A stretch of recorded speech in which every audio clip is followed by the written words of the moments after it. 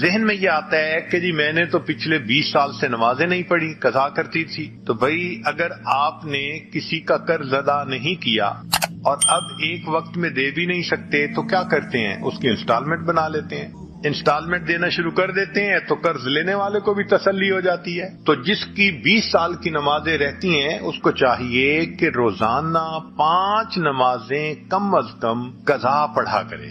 نوافل قبول نہیں ہوتے جس کی قضا نمازیں بچتی ہوں، اس کو چاہیے کہ نوافل کی بجائے بھی قضا نماز کی نیت کرے، تہجد میں قضا نماز پڑھے، اشراق کے وقت پڑھے، چاشت کے وقت، اوابین کے وقت، ہر وقت یہ پڑھے۔ ہاں جب اشراق کے وقت قضا نماز پڑھے گا اللہ خود بخود نماز بھی قبول کر لیں گے، نفلوں کا ثواب بھی دے دیں گے۔ اس کی مثال ایسے ہے کہ ایک آدمی نے کسی کا 1,00,000 پاؤنڈ دینا ہو قرضہ، اور وہ اس کو کبھی ایک پین ہدیہ بھیج دے، کبھی ایک پھول ہدیہ بھیج دے، تو وہ پھول محبت کا سبب نہیں غصے کا سبب بنتا ہے کہ آپ کا دماغ خراب ہے، آپ نے مجھے قرضہ دینے اور آپ مجھے 2 اور 4 پاؤنڈ کے تحفے بھیجتے پھر رہے ہیں۔ جب فرض نمازیں رہتی ہیں تو پھر نفل اسی طرح 2-4 پاؤنڈ کے تحفے بنتے ہیں، اس لیے قضا نمازیں پڑھنی اہم ہوتی ہیں۔ کسی نے روزے نہیں رکھے تو ان سب کا حساب لگا کر روزے رکھنے شروع کر دے۔ یہ شرط نہیں کہ گرمی میں روزے رکھے، آپ سردی کے موسم میں جب دن چھوٹے ہوتے ہیں بھلے اس وقت روزے رکھ لیں، مگر روزے رکھنے پڑیں گے۔ ہم نے بعض دوستوں کو دیکھا ہے 15-15 سال کی قضا نمازیں ادا کی اور 20-20 سال کے روزے رکھے انہوں نے۔ عورتیں خاص طور پر، چونکہ نماز تو ان کو معاف ہوتی ہے ایام میں، روزے تو قضا کرنے پڑتے ہیں، وہ روزے کی قضا نہیں کرتی اور بھول ہی جاتی ہیں۔ خاص طور پر اس کا حساب لگا کر ان فرائض کا پورا کرنا یہ ضروری ہے۔ ذہن میں آتا ہے کہ میں نے تو فلاں کی غیبت کی، میں کیا کروں؟ بھئی اگر آپ نے غیبت کی تو اب آپ ان سے معافی مانگ لیجئے، اور معافی مانگتے ہوئے ان کو ڈیٹیل بتانے کی ضرورت نہیں ہے۔ اگر ڈیٹیل بتائیں گے تو یہ دشمنی بن جائے گی، الٹا کام خراب ہو جائے گا۔ ہاں اتنا کہہ دیں جی آپ کے حقوق میں اگر مجھ سے کوئی کوتاہی ہوئی آپ مجھے معاف کر دیں۔ شریعت کہتی ہے اس نے کہہ دیا معاف کر دیا تو بھی معاف ہو گیا، اگر اس نے سن کر فقط مسکرا دیا کوئی بات نہیں پھر بھی معاف ہو گیا، تو دنیا میں تو معاف کروانا بڑا آسان ہے۔ ہمارے ایک بزرگ تھے، ان کی بڑی خوبصورت عادت تھی کہ جب کسی سے جدا ہونے لگتے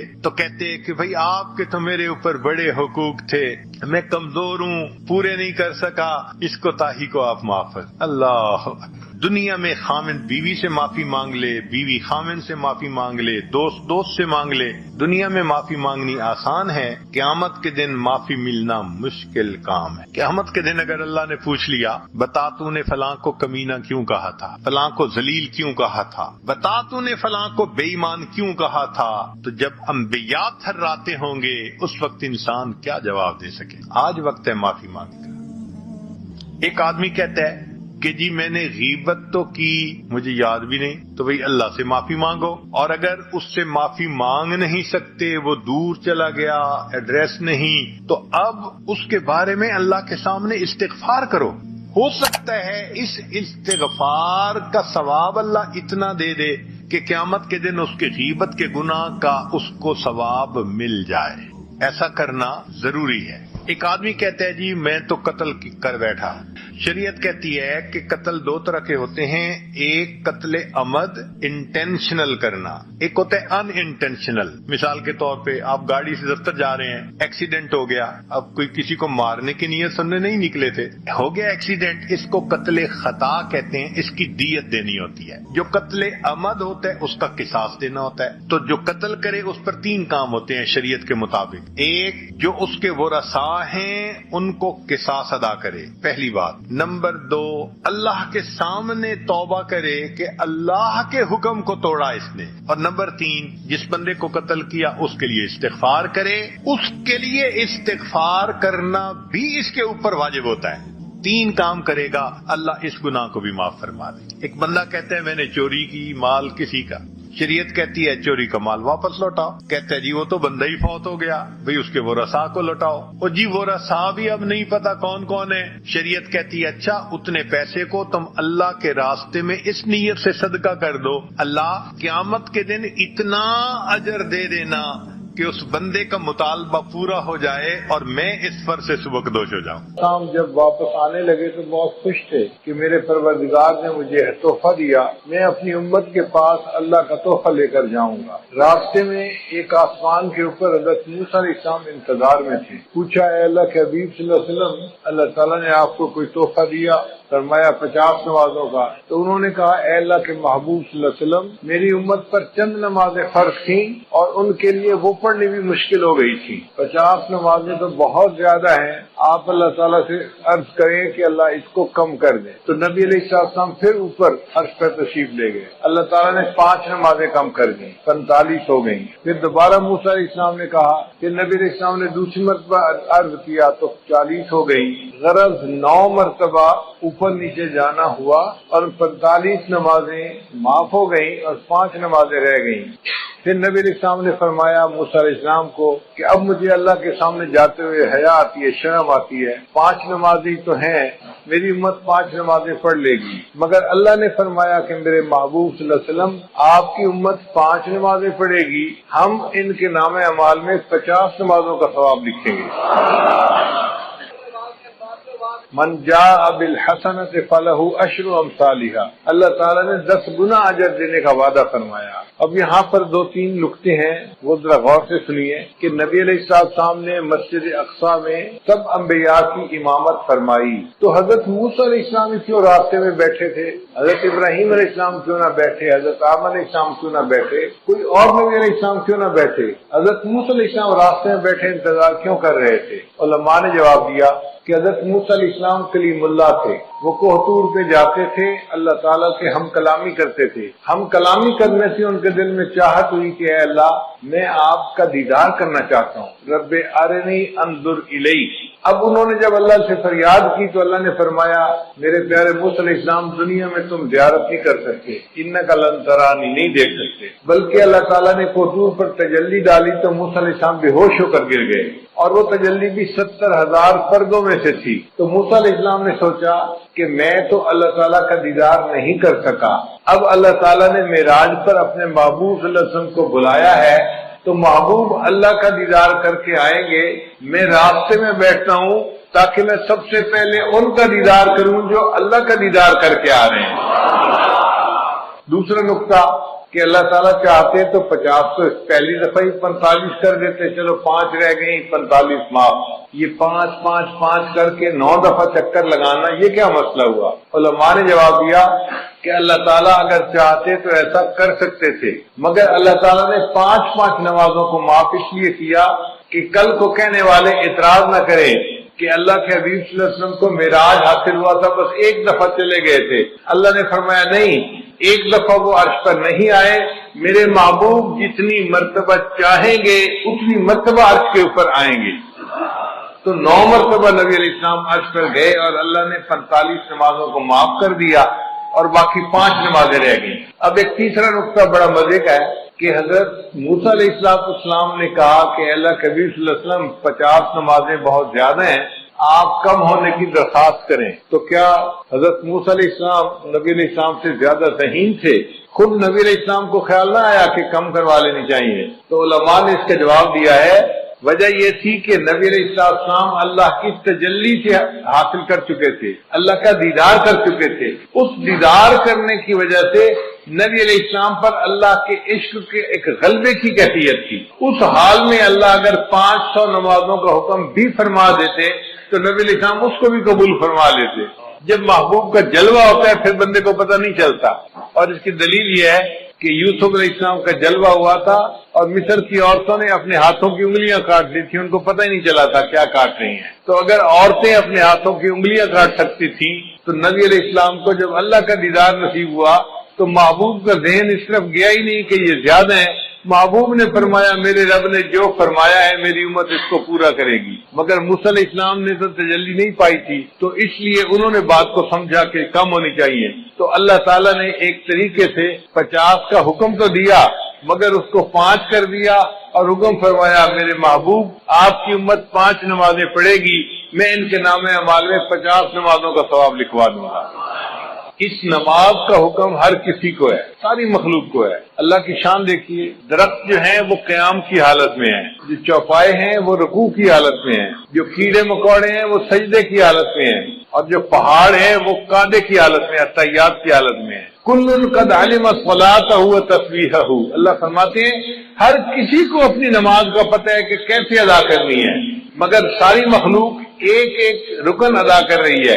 انسان کو اللہ نے یہ شان عطا فرمائی، وہ تمام ارکان کا مجموعہ پوری نماز ادا کرتا ہے۔ حدیث پاک میں آتا ہے عرش پہ فرشتے ہیں وہ بھی نماز ادا کرتے ہیں، جو قیام میں ہے وہ ساری زندگی قیام میں رہے گا، رکوع نہیں کر سکے گا، جو رکوع میں ہے ساری زندگی رکوع میں رہے گا، سجدے میں نہیں جائے گا، جو سجدے میں ہے ساری زندگی سجدے میں رہے گا، اتحیات میں نہیں جائے گا، جو اتحیات میں ہے ساری زندگی اتحیات میں۔ تو فرشتے ایک ایک رکن پر عمل کرتے ہیں، اور اللہ نے انسان کو یہ شان عطا فرمائی، ان تمام ارکان کا مجموعہ پوری نماز تکبیر اولیٰ سے لے کے سلام پھیرنے تک انسان کو عطا فرما دی۔ اور اس نماز کا حکم بچے کو بچپن سے دے دیا جاتا ہے۔ آپ حیران ہوں گے کہ جی بچپن سے کیسے دے دیا جاتا ہے؟ بھئی دیکھیں، جب بچہ پیدا ہوتا ہے تو ایک کان میں اذان اور دوسرے میں اقامت۔ تو اذان میں کیا کہتے ہیں؟ حی علی الصلاۃ، حی علی الفلاح۔ تو نماز کے لیے بلایا نا بچے کو، تو اذان دینے کے کئی فوائد ہیں۔ ایک تو اللہ کا نام اس کے دماغ میں پہنچایا، بچے کے دماغ میں، دوسرا اس کو نماز کا حکم بھی فرمایا، اور تیسرا اس کو یہ بھی بتا دیا کہ اے بچے تیری زندگی کی اذان بھی ہو چکی، اقامت بھی ہو چکی، اب جب نماز پڑھنے میں تھوڑا سا وقت باقی ہوتا ہے، اتنا تیری زندگی ہے، اس زندگی کو تو گزارے گا تو تیری نماز جنازہ کھڑی ہو جائے گی۔ اور حکم نماز اس کا بھی جو ہے نا وہ صراحت ہے۔ دیکھیے اللہ تعالیٰ نے حضرت عیسیٰ علیہ السلام کو فرمایا تھا کہ آپ اپنی والدہ کی گواہی دیں، تو عیسیٰ علیہ السلام نے کہا تھا انی عبد اللہ آتانی الکتاب وجعلنی نبیا وجعلنی مبارکا اینما کنت وَأَوْصَانِي بِالصَّلَاةِ وَالزَّكَاةِ۔ تو دیکھو بچہ ہے، کہہ رہا ہے کہ اللہ نے مجھے حکم دیا نماز کا، تو بچپن میں ہی گویا نماز کا حکم مل جاتا ہے بچے کو۔ پڑھنی تو ہوتی ہے جب وہ بالغ ہوگا، فرض اس وقت ہوگی، حکم پہلے سے دے دیا جاتا ہے اس کی اہمیت کی وجہ سے۔ یہ نماز اتنی اہم ہے۔ یہ ایسے ہی ہے، بچہ چھوٹا ہوتا ہے، ماں باپ بچپن میں کہہ دیتے ہیں بیٹا ہم نے تجھے حافظ بنانا ہے، ہم نے تجھے عالم بنانا ہے، تجھے انجینئر بنانا ہے، ڈاکٹر بنانا ہے، ہم نے تجھے پائلٹ بنانا ہے۔ اب وہ چھوٹا سا بچہ ہے، لیکن پائلٹ بننے کے لیے اس کو اسی وقت سے کہنا شروع کر دیتے ہیں، اہمیت کی وجہ سے۔ اسی طرح نماز کے لیے بچپن میں ہی کہہ دیا گیا، اگرچہ نماز فرض تو ہونی تھی جب اس نے جوان ہونا تھا۔ صلاۃ عربی کا لفظ ہے، اور اس کے جو حروف اصلی ہیں وہ 3 ہیں، صاد، لام اور الف، صلاۃ۔ اور جس لفظ کے یہ حروف ہوں اس کے 3 معنی ہوتے ہیں، ایک ہوتا ہے دعا کرنا، دوسرا ہوتا ہے تعظیم کرنا، اور تیسرا ہوتا ہے ٹیڑھے پن کو ٹھیک کرنا۔ تو نماز میں یہ تینوں صفات پائی جاتی ہیں۔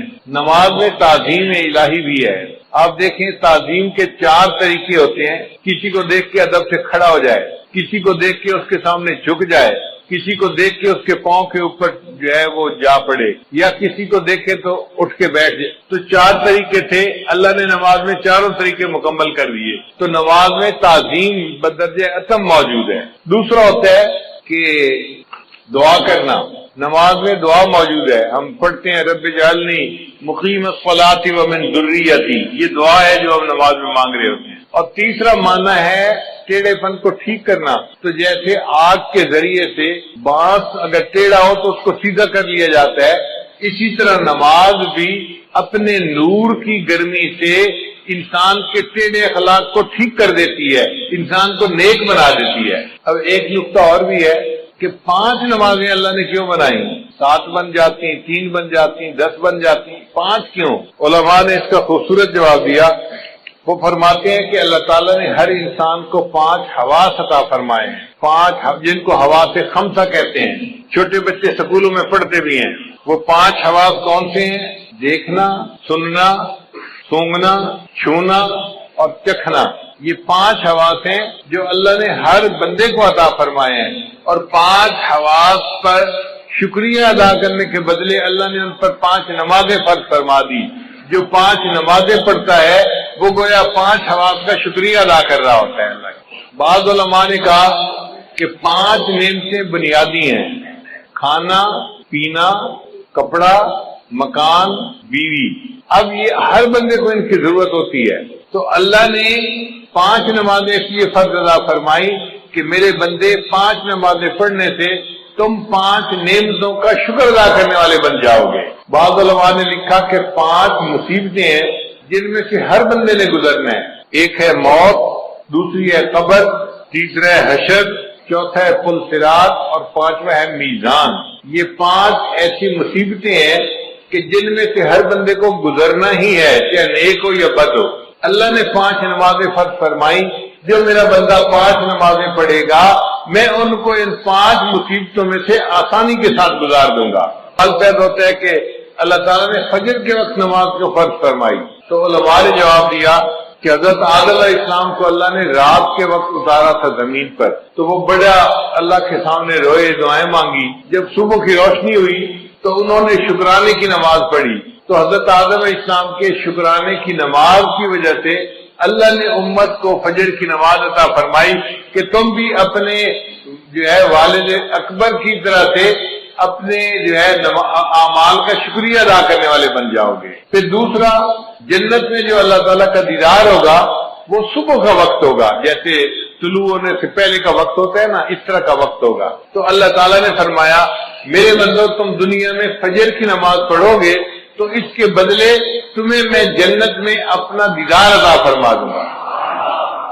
پھر حضرت یوسف علیہ السلام نے بھی شکرانے کے نوافل پڑھے تھے. بھائیوں نے جب ان کو کنویں میں ڈال دیا تھا تو کنواں تھا اور یوسف علیہ السلام بچے تھے. اب کنویں کی تنہائی بھی تھی، اوپر سے رات کا اندھیرا بھی آ گیا. تو یوسف علیہ السلام بڑے غمزدہ تھے. ایک تو بھائیوں نے زیادتی کی اور دوسرا تنہائی تھی اور اندھیرا تھا، اور وہ سمجھ رہے تھے کہ شاید اب مجھے باقی زندگی اندھیرے میں ہی گزارنی پڑے گی. جب تہجد کا وقت ہوا تو یوسف علیہ السلام بڑے پریشان تھے.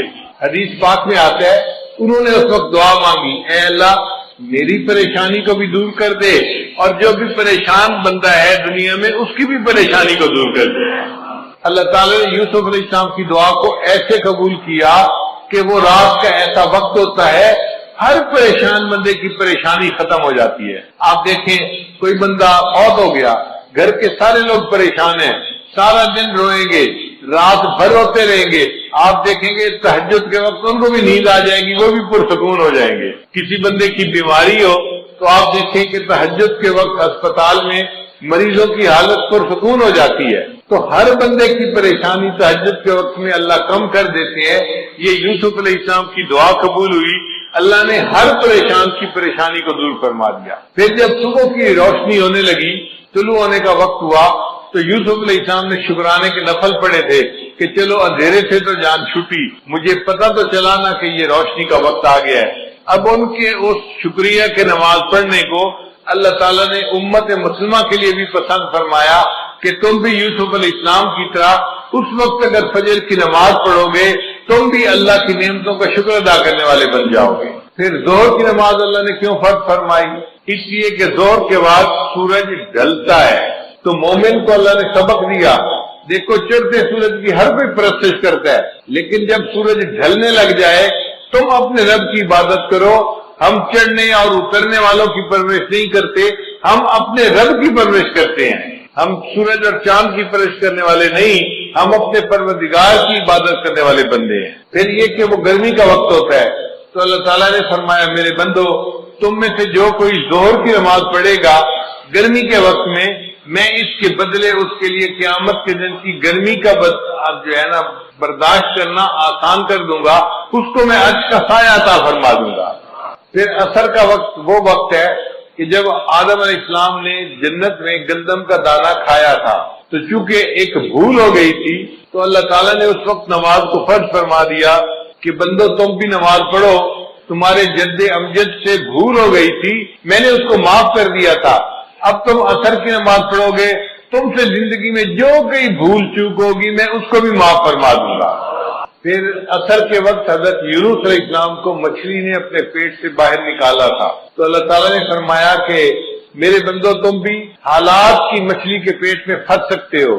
مثال کے طور پہ کوئی قرضے کے اندر پھنسا ہوا ہے، ادا نہیں ہو رہا، کسی کا کاروبار بند ہے، چلتا نہیں، کوئی بیماری کی مصیبت میں پھنسا ہوا ہے، بیماری دور نہیں ہوتی، کوئی بچی گھر بیٹھی ہے، رشتہ نہیں آتا، وہ حالات کی مچھلی کے پیٹ میں پھنسی ہوئی ہے، اب اس مچھلی کے پیٹ سے کیسے نکلے؟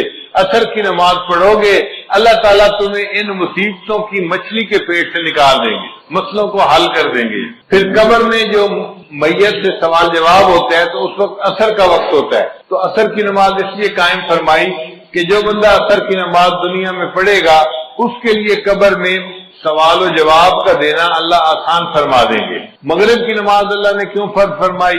اس لیے کہ سارے دن میں جو غلطیاں ہوئی، کوتاہیاں ہوئیں، اب یہ مغرب کی نماز پڑھے گا، اللہ پورے دن کے گناہوں کو اس کے بدلے معاف فرما دیں گے۔ حضرت آدم علیہ السلام کی توبہ اللہ نے مغرب کے وقت قبول فرمائی تھی، تو امت محمدیہ کو مغرب کی نماز دی گئی کہ تم اگر مغرب کی نماز پڑھو گے اس کے بدلے ہم تمہاری زندگی کے سب گناہوں کو معاف کر دیں گے، تمہاری توبہ کو بھی قبول فرما لیں گے۔ اب عشاء کی نماز یہ اس امت کی خصوصیت ہے، پہلے کسی امت کو عشاء کی نماز نہیں ملی، عشاء کی نماز امت محمدیہ ہی کو ملی ہے۔ کیوں کہ نبی علیہ السلام کو جو معراج ملا تھا وہ عشاء کی نماز کے وقت ملا تھا۔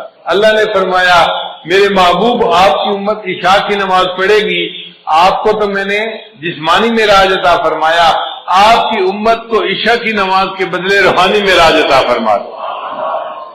ایک سوال ذہن میں یہ پیدا ہوتا ہے کہ نماز میں رکعتیں 2 ہوتی ہیں، 3 ہوتی ہیں یا 4 ہوتی ہیں؟ فجر کی 2 رکعت فرض ہے، ظہر کی 4 رکعت فرض ہے، مغرب کی 3 رکعت فرض ہے، تو 2، 3 اور 4 رکعتیں، یہ رکعتوں کا سلسلہ اتنا ایسے کیوں ہے؟ 1 رکعت ہوتی، 2 رکعت ہوتی، کام ختم ہو جاتا، آخر 2 رکعت، 3 رکعت یا 4 رکعت میں کیا حکمت ہے؟ قرآن مجید کی آیت ہے اللہ نے فرشتوں کو بنایا جاعل الملائکۃ رسلا اولی اجنحۃ مثنی وثلاث ورباع، اللہ نے فرشتوں کو پیدا کیا، بعض فرشتوں کے 2 پر ہیں، بعض کے 3 اور بعض کے 4۔ اللہ نے فرمایا کہ میرے محبوب صلی اللہ علیہ وسلم فرشتوں کو میں نے پرواز عطا کی 2 پروں سے، 3 پروں سے، 4 پروں سے، اب آپ کی امت نماز پڑھے گی، رکعتیں 2 ہوں گی، 3 ہوگی، 4 ہوں گی، جیسے فرشتوں کو روحانی ترقی میں نے عطا فرمائی، آپ کی امت کو ان فرائض کی رکعتیں پڑھنے پر میں روحانی ترقی عطا فرما دوں گا۔ پھر کل رکعتیں جو انسان کے اوپر لازم ہیں وہ 17 ہیں، 2 فجر کی، 4 ظہر کی، 4 عصر کی، 3 مغرب کی اور عشاء کی 4 رکعت فرض اور 3 رکعت وتر، یہ 17 رکعتیں بنتی ہیں۔ تو 17 رکعتیں کیوں دی گئیں؟ علماء نے جواب دیا کہ نبی علیہ السلام نے معراج میں 17 چیزوں کی سیر کی تھی، 8 جنتوں کی، 7 آسمانوں کی، تو 7 اور 8 15 بن گئے، اور 1 عرش اور 1 کرسی، 17 ہو گئے۔ اللہ نے اپنے حبیب صلی اللہ علیہ وسلم کو 17 چیزوں کی سیر عطا فرمائی تھی، اس کے بدلے ہمارے اوپر 17 رکعتیں فرض فرما دی۔ امت ان 17 رکعتوں کو ادا کرے گی، میں ان کو بھی روحانی طور پہ سیر عطا فرما دوں گا۔ نماز معراج کیوں ہے اور عبادت معراج کیوں نہ بنی؟ اس لیے کہ نماز میں مومن اپنا سر سجدے میں اتنا جھکاتا ہے کہ انتہا ہو جاتی ہے۔ اس لیے اگر کہیں گھاس والی جگہ ہو اور نماز پڑھنی پڑے تو بندہ اگر گھاس کے اوپر پیشانی لگا کے اٹھا لے تو سجدہ نہیں ہوتا، یا کوئی فوم کا گدا ہو اور بندہ اوپر پیشانی لگا کے اٹھا لے تو سجدہ ادا نہیں ہوتا۔ سجدے کے لیے ضروری ہے کہ اتنا سر جھکائے کہ نیچے سے زمین کی سختی محسوس ہونے لگ جائے۔ جب سختی نیچے سے محسوس ہوگی، اب سر نیچے جا ہی نہیں سکتا، تب سجدہ مکمل ہوگا۔ اللہ نے فرمایا میرے بندے تو نے سجدہ کرنے میں اپنے سر کو جھکانے کی انتہا کر دی، اس حالت میں میرے بندے میں نے تجھے اٹھانے کی انتہا کر دی، میں نے تجھے معراج عطا فرما دیا۔ اس لیے سجدے کی حالت میں مومن معراج کی حالت میں ہوتا ہے۔ اب ایک اہم سوال کہ نماز میں سورہ فاتحہ پڑھنی کیوں ضروری ہے؟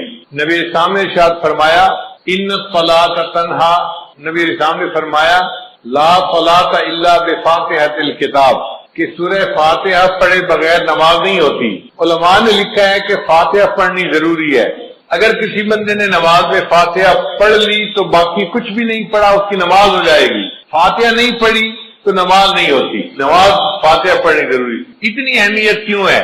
اس کی وجہ ہے وہ ذرا سمجھ لیجئے کہ اللہ تعالیٰ نے جتنی آسمانی کتابوں میں اپنے معارف کو اتارا، اس سب معارف کو اللہ نے قرآن مجید میں اتار دیا۔ پھر قرآن مجید میں اللہ نے جو کچھ نازل فرمایا اس کو اللہ نے سورہ بقرہ میں نازل کر دیا، پھر اللہ نے سورہ بقرہ میں جو کچھ نازل فرمایا اس کو سورہ فاتحہ میں نازل فرما دیا۔ اس لیے سورہ فاتحہ کو فاتحہ کہتے ہیں، یہ اوپننگ چیپٹر ہے قرآن مجید کا، اس کو باب القرآن کہتے ہیں، یہ قرآن پاک کا دروازہ ہے، یعنی پورے قرآن میں جو مضامین تھے وہ سارے کے سارے سورہ بقرہ میں آ گئے، سورہ فاتحہ میں آ گئے۔ ذرا اس پر غور کر لیجئے کہ سورہ فاتحہ میں کیسے آ گئے۔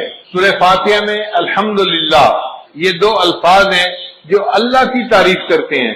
اب پورے قرآن مجید میں اللہ کی جتنی تعریفیں ہیں، جتنی اللہ کی عظمت بیان ہوئی، اللہ کی کبریائی بیان ہوئی، وہ الحمدللہ کے لفظ میں سمٹ کے آ گئی کہ تعریفیں سب کس کے لیے ہیں؟ اللہ کے لیے۔ اور سچی بات یہ ہے کہ تعریفیں سجتی اللہ ہی کو ہیں، حتیٰ کہ اگر کوئی بندہ دوسرے بندے کی تعریف کرے تو وہ بھی اللہ کی تعریف کر رہا ہے، خاوند بیوی کی تعریف کرے تو وہ بھی اللہ کی تعریف کرے۔ کیوں؟ بیوی کو کس نے بنایا؟ اللہ نے بنایا۔ بیوی خاوند کے اچھے اخلاق کی تعریف کرتی ہے تو وہ اللہ کی تعریف کر رہی ہے۔ خاوند کو اچھے اخلاق کس نے دیے؟ اللہ نے دیے۔ ماں باپ اولاد کی تعریف کریں تو اللہ کی تعریف، کیوں؟ اولاد کس نے دی؟ اللہ نے دی۔ ہم دنیا کی کسی چیز کی تعریف کریں، وہ تعریف حقیقت میں اس کے پیدا کرنے والے کی تعریف ہے، تو تعریف کا مالک حقدار حقیقت میں فقط اللہ ہی ہے۔ الحمدللہ ان الفاظ میں بندہ اقرار کرتا ہے، اے اللہ تعریف اگر کسی کی ہو سکتی ہے تو وہ آپ ہی کی ذات ہے، آپ ہی کو تعریف سجتی ہے، تعریفوں کی انتہا ساری کی ساری آپ کے لیے ہے۔ اس لیے قیامت کے دن نبی السلام کے ہاتھوں میں جو جھنڈا ہوگا اس کا نام ہوگا لواء الحمد، حمد کا جھنڈا، اور نبی علیہ السلام کا نام اللہ نے رکھا احمد۔ احمد کا معنی وہ بندہ جس نے اللہ کی سب سے زیادہ دنیا میں تعریفیں کی ہوں، اور واقعی جتنی نبی علیہ السلام نے اللہ کی تعریفیں کی ہیں دنیا میں کسی اور نے اللہ کی اتنی تعریفیں نہیں کی۔ اور اس امت کا نام قیامت کے دن ہوگا حمادون، اللہ کی سب سے زیادہ تعریفیں کرنے والے۔ اور نبی علیہ السلام کو جنت میں جو گھر ملے گا، محل ملے گا، اس کا نام ہوگا بیت الحمد۔ تو اللہ تعالیٰ کے لیے سب حمد ہے، اس لیے فرشتے بھی کہیں گے وقیل الحمد للہ رب العالمین، تو سب تعریفیں کس کے لیے ہیں؟ تو الحمدللہ کے الفاظ نے اللہ تعالیٰ کی تمام تعریفوں کو اپنے اندر سمیٹ لیا۔ پھر آگے فرمایا رب العالمین، جو جہانوں کا رب ہے۔ رب کہتے ہیں آقا کو، مولا کو، پرورش دینے والے کو۔ جیسے ماں باپ بچے کی پرورش کرتے ہیں تو ماں باپ بیٹے کے رب ہوتے ہیں، مربی ہوتے ہیں۔ مالی پودے کی پرورش کرتا ہے، اس کو چھوٹے سے لے کے درخت تک جو ہے وہ لے جاتا ہے تو وہ اس کا مربی ہوتا ہے۔ اسی لیے یہ رب کی صفت پرورش دینے والے کی صفت ہے۔ اللہ تعالیٰ ساری کائنات کا رب ہے، وہ ساری کائنات کو پالتا ہے۔ پالنے کی صفت کس میں ہے؟ اللہ رب العزت کے اندر۔ اس لیے اللہ تعالیٰ نے انسان کو دنیا میں بھیجنے سے پہلے عالم ارواح میں پیدا فرمایا چھوٹے چھوٹے جسموں کے ساتھ، اور ان سے وعدہ لیا تھا الستو بربکم، کیا میں تمہارا رب نہیں ہوں؟ تو اس سوال کے جواب میں نبی علیہ السلام نے سب سے پہلے کہا تھا بلا، اے اللہ آپ ہی ہمارے پروردگار ہیں، رب ہیں۔ اور آپ کے جواب کو سن کر پھر ساری مخلوق نے اس جواب کو ریپیٹ کیا تھا، اللہ آپ ہی ہمارے رب ہیں۔ اللہ نے فرمایا اچھا سب نے میرے ساتھ وعدہ تو کر لیا، مجھے رب سمجھتے ہو، میں تمہیں دنیا میں بھیجتا ہوں آزمانے کے لیے کہ دنیا میں جا کے تم کس کو رب مانتے ہو۔ چنانچہ آج لوگ سمجھتے ہیں ہم نوکری سے پل رہے ہیں، ہم فیکٹری سے پل رہے ہیں، ہم زراعت سے پل رہے ہیں، ہم کاروبار سے پل رہے ہیں۔ نہیں، ہم اللہ سے پل رہے ہیں، اللہ ہمیں پال رہا ہے، ہمیں کوئی اور چیز نہیں پال رہی۔ اسی لیے دعوت و تبلیغ والے لوگ کہتے ہیں نا کہ بھائی ان اسباب کی نفی کرو۔ سچی بات ہے، جس طرح پہلے زمانے میں لات اور منات کی نفی کی جاتی تھی، اسی شد و مد کے ساتھ ان اسباب کی نفی کرنی چاہیے، اپنے دل کو سمجھانا چاہیے میں زراعت سے نہیں پل رہا، میں اپنی تجارت سے نہیں پل رہا، میں اپنی نوکری سے نہیں پل رہا، میں فیکٹری سے نہیں پل رہا، مجھے کون پال رہا ہے؟ میرا اللہ مجھے پال رہا ہے۔ رب ہمارا کون ہے؟ اللہ ہے، اللہ پالنے والا ہے۔ تو نظر اللہ پہ رکھیں، اسباب پہ نظر نہ رکھیں۔ تو نے پتھر میں کیڑے کو پالا، خشک مٹی سے سبزہ نکالا، یہ تیرا ہے جہاں یہ زمین آسماں اے خدایا کس نے تیری حقیقت کو پایا. ہمارے ایک دوست تھے ڈاکٹر صاحب، وہ کہتے ہیں کہ میں اپنے بچوں کو لے کے سوات سیر کے لیے گیا، ایک پتھر مجھے نظر آیا ذرا پنک رنگ کا تھا، تو میری بیوی کہنے لگی ہمارے جو بیٹھک ہے نا اس میں پنک رنگ کی چیزیں ہیں اور یہ پتھر بالکل اسی رنگ کا ہے، اس پتھر کو اٹھا لو گھر میں جا کے رکھ دیں گے تو یہ ان سے میچ کر جائے گا. اور تو بیچاروں کو ہر وقت میچنگ کی پڑی ہوتی ہے. چنانچہ وہ پتھر انہوں نے اٹھا لیا، وہ گول سا پتھر تھا. وہ کہتے ہیں کہ وہ پتھر 3 سال ہمارے گھر پڑا رہا ڈیکوریشن پیس کے طور پہ. جو آتا پتھر کو دیکھ کر بڑا خوش ہوتا، کتنا خوبصورت پتھر ہے اور بالکل رنگ میچ کر رہا ہے. کہنے لگے کہ 3 سال کے بعد ایک دن میری بیوی گھر کی صفائی کر رہی تھی، صفائی کرتے ہوئے اس نے جو پتھر کو اٹھایا کہ میں اس کو ذرا صاف کر دوں کپڑے سے، ہاتھ سے پتھر گرا اور نیچے گر کر ٹوٹ گیا. جب پتھر ٹوٹا تو وہ اندر سے خالی تھا، ہالو تھا. کہنے لگی کہ اس نے دیکھا اندر ایک کیڑا تھا اور اسے چلنا شروع کر دیا. 3 سال وہ پتھر ہمارے گھر میں رہا اور اللہ نے اس بند پتھر کے اندر اس کیڑے کو پال کے دکھا دیا. تو جو پروردگار مخلوق کو رزق دیتا ہے پالتا ہے اس پروردگار ہی کے لیے تعریفیں ہیں. تو رب العالمین کے لفظ سے گویا ہم نے اتنی بڑی بات کو تسلیم کر لیا کہ ہمارا رب کون ہے، اور وہ ایک بندے کا رب نہیں ہے یا انسانوں کا رب نہیں ہے، وہ جہانوں کا رب ہے. جو مخلوق ہے جہاں بھی ہے سب کا رب وہی ہے. اسی لیے قرآن مجید کو الحمدللہ رب العالمین سے شروع کیا اور آخر پہ جا کے ختم کہاں کیا، قل اعوذ برب الناس ملک الناس. تو رب کے لفظ پہ جا کے قرآن مجید کو ختم بھی کیا. اور انسان جب دنیا سے جائے گا قبر میں تو فرشتے آ کے جو پہلا سوال پوچھیں گے وہ سوال ہوگا من ربک، تیرا رب کون ہے، تو دنیا میں کیا ایمان بنا کے آیا، کیا سیکھ کے آیا، بتا تیرا رب کون ہے. جو اللہ پہ توکل کرتا ہوگا وہ کہے گا ربی اللہ، میرا رب اللہ ہے. اور جس نے دنیا میں محنت کی ہوگی وہ کہے گا ہے ہاتھ لا ادری، مجھے نہیں پتا میرا رب کون ہے. پھر اس کی پٹائی ہوگی. اس لیے یہ رب کے سبق کو ہم نے اچھی طرح یاد کرنا ہے تاکہ قبر میں بھی سوال کا جواب دینا آسان ہو جائے اور قیامت کے دن بھی انسان اپنے رب کے سامنے کھڑے ہوں گے. یوم یقوم الناس لرب العالمین، انسان اپنے رب کے سامنے کھڑے ہوں گے. تو رب العالمین کے لفظ نے اللہ کی ربوبیت کو کے مضمون کو اپنے اندر سمیٹ لیا. اب ربوبیت قاہرانہ بھی ہوتی ہے اور ربوبیت راحمانہ بھی ہوتی ہے. باپ بھی مربی ہوتا ہے مگر روب ہوتا ہے، جلال ہوتا ہے، تھپڑ بھی لگا دیتا ہے بچے کے، سختی کرتا ہے. اور ماں میں بھی جو ہے یہ ربوبیت ہوتی ہے، مربیانہ صفت ہوتی ہے مگر رحمت والی ہوتی ہے. ماں محبت سے بچے کی پرورش کرتی ہے. اب اللہ تعالیٰ اس کائنات کے رب ہیں تو ان کی ربوبیت کیسی ہے؟ فرمایا الرحمن الرحیم، رحمت والی ربوبیت ہے اللہ کی. وہ رحمت کی ربوبیت سے پوری کائنات کی پرورش فرما رہا ہے. اب رحمان اور رحیم 2 لفظ ہیں.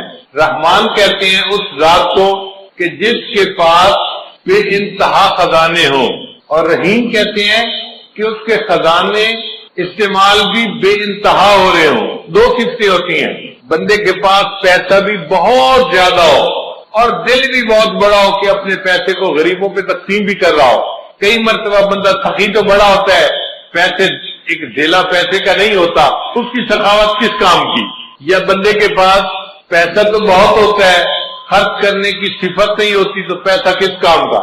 مزہ تو تب ہے کہ پیسہ ہو بھی بہت زیادہ اور خرچ کرنے کی عادت بھی خوب ہو اس کی. اللہ تعالیٰ میں یہ دونوں صفتیں موجود ہیں. اللہ کے پاس رحمتوں کے خزانے بھی بے انتہا ہیں اور اللہ کی رحمت خرچ بھی بے انتہا ہو رہی ہے، اپنے اور پرائے سب پہ خرچ ہو رہی ہے. رحمان کہتے ہیں اس کو جو دنیا میں اپنے اور پرائے سب پر رحمت فرماتا ہے. دیکھیں دنیا میں کافروں کو جو رزق ملتا ہے کون دیتا ہے؟ کافروں کو اولاد کون دیتا ہے؟ صحت کون دیتا ہے؟ رزق کھانے کو کون دیتا ہے؟ اللہ دیتا ہے. وہ کتنا رحیم ہے، رحمان ہے کہ جو ایمان والوں کو بھی رحمت نواز رہا ہے اور کافروں کو بھی رحمت سے نواز رہا ہے. تو اپنے اور پرائے سب کو وہ ایمان والوں کو بھی دیتا ہے، وہ وفاداروں کو بھی دیتا ہے، وہ دنیا میں غداروں کو بھی دیتا ہے. وہ بڑا کریم آقا ہے. اور قیامت کے دن اللہ تعالیٰ ایمان والوں کے ساتھ خاص رحمت فرمائیں گے. وَكَانَ بِالْمُؤْمِنِينَ رَحِيمًا. پھر رحمان کہتے ہیں کہ جس کی رحمت دنیا میں خاص ہو، اور رحیم کہتے ہیں کہ جس کی رحمت آخرت میں خاص ہو. تو رحمان اور رحیم کے دو لفظ لانے سے عجیب مضامین کو سمیٹ لیا گیا. اب پورے قرآن مجید میں رحمت کے جتنے مضامین ہیں وہ رحمان اور رحیم کے لفظ کے اندر سمٹ کے آ گئے. پھر اس کے بعد فرمایا مالک یوم الدین. اللہ تعالیٰ قیامت کے دن کا مالک ہے. ایک ہوتا ہے قیامت کے دن کا منصف ہونا، قاضی ہونا. بھائی دیکھیں جو قاضی ہوتا ہے نا وہ قانون کا پابند ہوتا ہے، وہ ملزم کی فیور نہیں کر سکتا. وہ کہتا ہے جی مجھے تو قانون کے مطابق فیصلہ کرنا تھا، میں تو مجبور تھا، میں فیور نہیں کر سکتا. اللہ تعالیٰ قیامت کے دن کے صرف منصف نہیں مالک بھی ہیں، اور مالک کو اختیار ہوتا ہے وہ جس کی چاہے فیور کرے اور جس کو چاہے معاف فرما دے. تو اللہ نے فرمایا میں قیامت کے دن کا مالک ہوں، میں جس کو چاہوں گا قیامت کے دن اس کو معاف فرما دوں گا، اس کی بخشش فرما دوں گا. تو مضمون جتنا قیامت کا پورے قرآن مجید میں آیا اس کو مالک یوم الدین کے الفاظ میں اپنے اندر سمیٹ لیا. پھر اس کے بعد فرمایا ایاک نعبد. اے اللہ ہم آپ ہی کی عبادت کرتے ہیں. عبادت کے لائق فقط اللہ ہی کی ذات ہے. عبادت کس کی کرنی چاہیے؟ اب مشرک کیا کرتے ہیں؟ وہ کہتے ہیں ہم اللہ کی بھی عبادت کرتے ہیں. بھئی یہ بھی کا نقطہ نہیں چاہیے، ہم اللہ ہی کی عبادت کرتے ہیں. اب کوئی بندہ کہے جی نقطے سے کیا بنتا ہے؟ بھئی نقطے سے بہت فرق پڑتا ہے. آپ بتاؤ اگر کوئی بیوی کسی خاوند کو کہے میں آپ کی بھی بیوی ہوں تو اس کو نقطہ قبول ہوگا؟ خاوند کہے گا نہیں تم کہو میں آپ ہی کی بیوی ہوں. بھئی اگر خاوند یہ نقطہ برداشت نہیں کرتا تو رب تو اللہ تعالیٰ تو بڑی عظمت والا ہے، وہ بھی شرک کا نقطہ برداشت نہیں کرتا. وہ بھی کہتا ہے عبادت کرنی ہے تو کس کی کرنی ہے؟ فقط اللہ ہی کی کرنی ہے. ایاک نعبد. آپ ہی کی اللہ عبادت کرتے ہیں اور آپ ہی سے مدد مانگتے ہیں. ہمارے حاجت روا بھی آپ ہیں، مشکل کشا بھی آپ ہیں. اللہ ہمارے جو ہے وہ کام کو سر انجام دینے والے آپ ہی ہیں. اللہ ہی کی طرف توجہ رکھنی ہے. تو مدد ہم کس سے مانگا کریں؟ اللہ سے مانگا کریں. مخلوق سے مدد مانگنے کی کوئی ضرورت نہیں. مخلوق مدد نہ مانگے، اللہ سے مدد مانگے جو حقیقت میں انسان کی ہر حال میں مدد کر سکتا ہے. مخلوق تو کبھی مدد کے لیے آ جائے گی اور کبھی کہے گی بھائی میں چاہتا ہوں کہ میں آپ کو قرض دے دوں، میرے حالات ساتھ نہیں دے رہے، میرا کاروبار ساتھ نہیں دے رہا، میری مجبوری ہے، میرے گھر والے ساتھ نہیں دے رہے. تو مخلوق تو مجبور ہوتی ہے، دوسرے کی مدد نہیں کر سکتی. ایسے مجبوروں سے مدد کیا مانگنا؟ مدد اس سے مانگو جس کو کوئی مجبوری نہیں، وہ جب چاہے جہاں چاہے جس کی چاہے ہر حال میں مدد کر سکتا ہے. اس کے بعد فرمایا اہدنا الصراط المستقیم. اللہ ہمیں سیدھے رستے کی رہنمائی فرما دیجیے. چنانچہ سب سے اہم چیز جو انسان کو مانگنی چاہیے وہ ہدایت ہے. اللہ سے یہ دعا مانگے اے اللہ مجھے سیدھے رستے کی رہنمائی فرما دیجیے. چنانچہ قرآن مجید میں ہدایت کے جتنے مضامین تھے وہ اہدنا الصراط المستقیم کے اندر سمٹ کے آ گئے. اب اللہ نے آگے بتا دیا کہ سیدھا رستہ کون سا ہے. تو یہ نہیں کہا کہ صراط القرآن والحدیث، قرآن اور حدیث کے رستے پہ چلنا وہ سیدھا راستہ ہے. اللہ نے فرمایا نہیں، صراط الذین انعمت علیہم، ان لوگوں کا راستہ جن پر اللہ تیرا انعام ہوا. وہ بندے جس راستے کے اوپر چلے ہم ان کے پیچھے چلیں گے، ان کی اقتداء کریں گے، ان کی پیروی کریں گے. تو نیک بندوں کی پیروی کرنے کو سیدھا راستہ بتایا گیا. اس لیے ہم جو اپنے بڑوں کی اقتداء کرتے ہیں حقیقت میں ہم اللہ کے نیک بندوں کی پیروی کر رہے ہوتے ہیں. اللہ وہ نیک بندے کون سے ہیں؟ اللہ نے فرمایا 4 ہیں، ان کی عبادت ان کی پیروی کرنا. کون سے؟ من النبیین والصدیقین والشہداء والصالحین. انبیاء، صدیقین، شہداء اور صالحین، ان 4 کی بات ماننا، ان کے راستے کے اوپر چلنا، تو سیدھے راستے پر چلنے والے بن جاؤ گے. تو 4 کی ماننا اور 4 کی مت ماننا. اللہ وہ 4 جن کی نہ مانے وہ کون سے ہیں؟ اللہ فرماتے ہیں غیر المغضوب علیہم ولا الضالین، وہ جن پر غضب ہوا اور جو راستے سے بھٹک گئے وہ 4 لوگ ہیں ان کی نہ ماننا. اللہ 4 کی تفصیل کر دیجئے. اللہ فرماتے ہیں وہ ہیں یہود اور نصارہ اور مشرکین اور ملحدین. یہ 4 لوگ ہیں، ان کے راستے پہ بالکل نہیں جانا تم نے. تو 4 کی ماننی ہے، 4 کی نہیں ماننی. جن کی ماننی ہے وہ انعام یافتہ لوگ ہیں، انبیاء، صدیقین، شہداء اور صالحین. اور جن کی نہیں ماننی وہ ہیں یہود، نصارہ، مشرکین اور ملحدین. اللہ تعالی ہمیں ان 4 مغضوب علیہم لوگوں کے راستے پر قدم اٹھانے سے محفوظ فرمائے اور ہمیشہ اپنے انعام یافتہ بندوں کے راستے پہ چلنے کی اللہ ہمیں توفیق عطا فرمائے. اس لیے چونکہ پورے قرآن مجید کے مضامین کا خلاصہ سورہ بقرہ میں آ گیا، اللہ تعالیٰ نے سورہ بقرہ کا نماز میں پڑھنا لازم کر دیا. فرمایا لا صلاۃ الا بفاتحۃ الکتاب.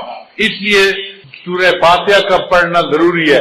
ہم جب نماز پڑھیں تو سورہ فاتحہ کے ایک ایک لفظ کے مضمون پر غور کریں اور سوچیں کہ اللہ نے کیا حکم دیا اور ہمیں اس کے مطابق اپنی زندگی کو بنانے کی ضرورت ہے. اب ایک اور نقطہ، آخر اللہ تعالیٰ کو نماز اتنی پسند کیوں ہے کہ نبی علیہ السلام نے فرمایا مومن اور کافر کے درمیان فرق کرنے والی چیز نماز ہے. اور جو بندہ نماز پڑھے گا اللہ تعالیٰ اس کے سارے دن کے کاموں کا ذمہ دار بنے گا. اللہ اس کے کاموں میں اس کی مدد کرے گا اور اس کی اللہ تعالیٰ ہر حال میں جو ہے وہ پشت پناہی فرمائیں گے. تو نماز آخر اتنی پسند کیوں ہے؟ اللہ کیوں خوش ہوتے ہیں؟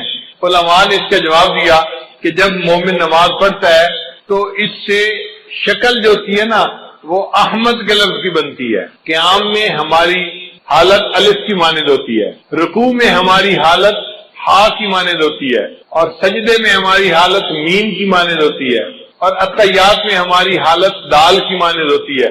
اب سب ارکان کو جمع کرو تو کون سا لفظ بنا؟ احمد کا لفظ بنا. اور احمد اللہ کے محبوب کا نام ہے.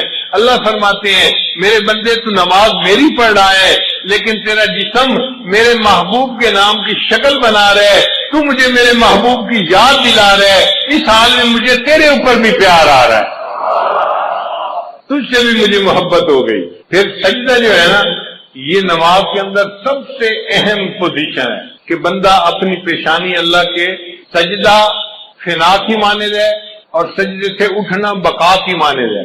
اس لیے سجدے کی بڑی اہمیت ہے. اس کی مثال یوں سمجھیں کہ جیسے کوئی کسی کے قدموں پہ جا پڑے منت سماجت کرتے ہوئے، بندہ اپنے پروردگار کے قدموں پہ جا پڑتا ہے، اس کے سامنے سر کو زمین پہ رکھ دیتا ہے. اے اللہ مجھ سے جو غلطیاں کوتاہیاں ہوئی تو مجھے معاف کر دے، میں نے تیرے سامنے اپنے سر کو جھکا دیا.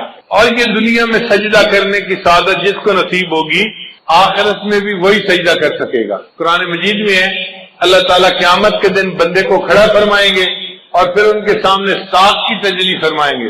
یوم یکشف عن ساق.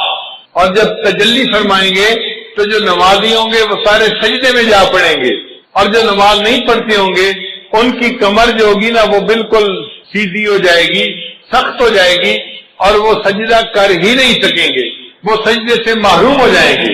ہم دنیا میں غیب کے سجدے کرتے پھر رہے ہیں، دنیا میں غیب کا سجدہ ہے، معبود سامنے تو نہیں ہے، مگر ایک وقت آنے والا ہے کہ ہمیں ایسا بھی سجدہ اللہ عطا فرمائیں گے کہ جب اللہ کا دیدار ہو رہا ہوگا، اس کی ساتھ کا دیدار ہوگا، اور اس وقت ہم شہود کا سجدہ کریں گے. وہ خوش نصیب لوگ ہوں گے جو شہود کا سجدہ کریں گے اور اللہ سے اس کی نعمتوں کو پانے والے بن جائیں گے. اس لیے قرآن مجید میں ہے کہ جو لوگ جہنم میں جائیں گے ان سے فرشتے پوچھیں گے اور تمہیں جہنم سے بچانے والا کوئی نہیں تھا، تم کیا کرتے تھے جو جہنم میں آ گئے؟ تو وہ کہیں گے لم نکو من المصلین، ہم نمازی نہیں تھے، ہم بے نمازی تھے، اس لیے ہمیں جہنم میں بھیجا گیا. تو جہنم میں جانے کی جو بڑی وجہ ہوگی وہ بے نمازی ہونا ہے. اس لیے ہمیں نماز کی پابندی کرنی چاہیے اور نماز کو بہت اہتمام کے ساتھ پڑھنا چاہیے. عورتیں نماز میں سستی کرتی ہیں، گھر کے کاموں کی وجہ سے نمازیں قضا کر بیٹھتی ہیں، یہ بہت بڑی کوتاہی ہے، اس سے بچنے کی ضرورت ہے. اور ایک نقطہ یاد کر لیجئے کہ اگر نماز پڑھنا اور یا کوئی کام کرنا دو آپشن سامنے آئے تو ہمیشہ نماز پہلے پڑھیں، کام کو پیچھے چھوڑیں. لوگوں کی عادت ہوتی ہے اور جی یہ کام کر لیتے ہیں پھر نماز پڑھ لیں گے. نہ یہ بڑی غلطی ہے. پہلے نماز پڑھیں پھر کام کریں. عورتیں یہی تو کہتی ہیں میں مہمانوں کو چائے دے دوں پھر نماز پڑھ لیتی ہوں، اور مہمانوں کو چائے دیتے دیتے نماز قضا ہو جاتی ہے، میں یہ کام کر لوں پھر نماز پڑھ لوں گی اور اس کام کے کرتے کرتے نماز قضا ہو جاتی ہے۔ تو عورتیں یہ بات توجہ سے سنیں، جب نماز اور کسی کام کے درمیان چوائس آئے تو کس کو چوز کرنا چاہیے؟ نماز کو چوز کرنا چاہیے، نماز کو مقدم کرنا چاہیے۔ ہم نماز کو چوز کریں گے، اللہ اس کے بدلے دنیا کے کاموں میں ہماری مدد۔ ہم ایک مرتبہ پشاور سے واپس اسلام آباد کی طرف آ رہے تھے، راستے میں عصر کا وقت ہو گیا، اول وقت تھا۔ میں نے دوستوں کو کہا کہ بھئی نماز کے لیے روکو، پہلے نماز پڑھیں گے پھر آگے سفر کریں گے۔ مسجد چھوٹی سی تھی، 10-12 بندے نماز پڑھ سکتے تھے اور 5-7 تو ہم ہی تھے۔ ہم نے نماز پڑھنی شروع کی، اتنے میں ایک اور گاڑی والے آ کے رکے، 4-5 بندے تھے، سب داڑھی والے، ایسے لگتا تھا جیسے جماعت میں جانے والے بندے ہوں۔ ان میں سے 2 بندے گاڑی میں سے نیچے اتر آئے کہ نماز پڑھ لیتے ہیں۔ ایک نے کہا یار چھوٹی سی مسجد ہے، تنگی ہوگی، آگے کوئی 50 میل کے فاصلے پہ ایک بڑی مسجد ہے، وہاں جا کے نماز پڑھیں گے۔ تو اس کے کہنے پہ جو مسجد میں آئے تھے وہ بھی واپس چلے گئے اور وہ گاڑی والے چلے گئے۔ ہم نے نماز پڑھی، نماز پڑھ کے ہم اسلام آباد کی طرف روانہ ہوئے۔